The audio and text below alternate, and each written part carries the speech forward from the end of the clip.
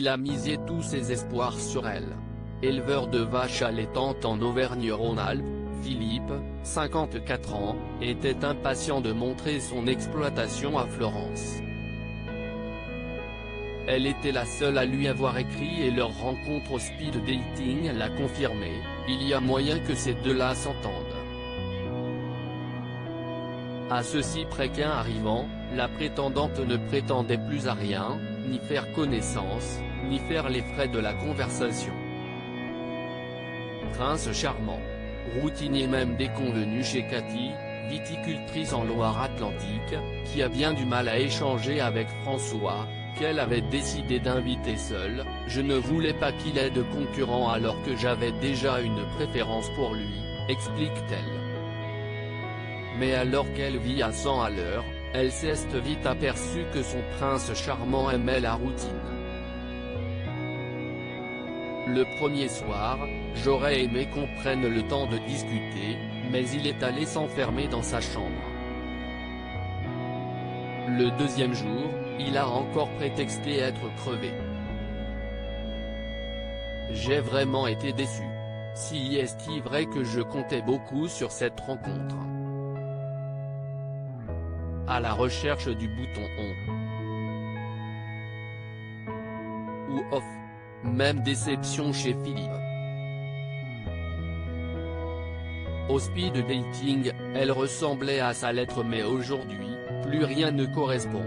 Philippe a jeté l'éponge. Quant à Cathy, elle fait des pieds et des mains pour trouver où François a caché son bouton on.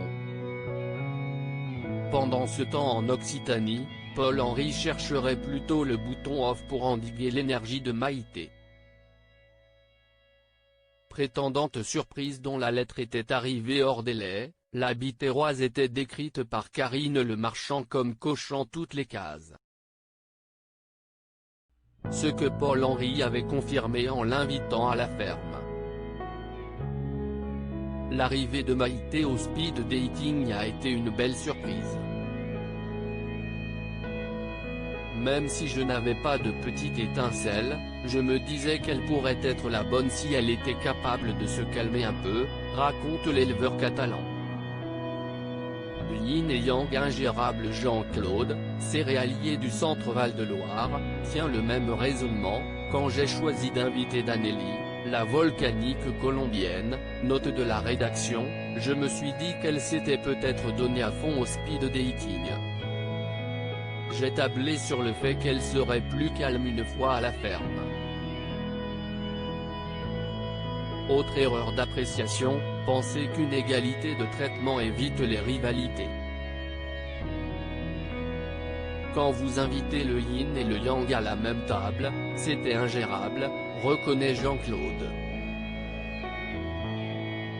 Chaque regard, chaque seconde était comptabilisée et à force de chercher l'équité, les deux ont bien failli se barrer. Le coup de la télé dans la chambre, même scénario chez Paul-Henri. Maïté m'a mis la pression dès le départ alors que j'avais besoin de temps pour apprendre à les connaître, elle et Aline.